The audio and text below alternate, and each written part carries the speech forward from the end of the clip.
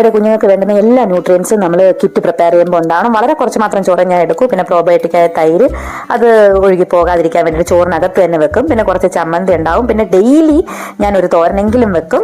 ചോറിനേക്കാൾ കുറച്ചധികം തോരൻ ഉണ്ടാവും. ഇന്നിപ്പോൾ അയൺ റിച്ച് ആയിട്ടുള്ള ബീട്രൂട്ട് തോരനാണ് വെച്ചിരിക്കുന്നത്. അതോടൊപ്പം മുട്ട വറുത്ത് വെച്ചിട്ടുണ്ട്. മുട്ട പുഴുങ്ങിയും വെക്കാം. പക്ഷെ അങ്ങനെ വരുമ്പോഴത്തേനും ഉച്ചയാകുമ്പോഴത്തേനും ഒരു സ്മെല്ല് വരും അത് ഓപ്പൺ ചെയ്യുമ്പോഴത്തേനും.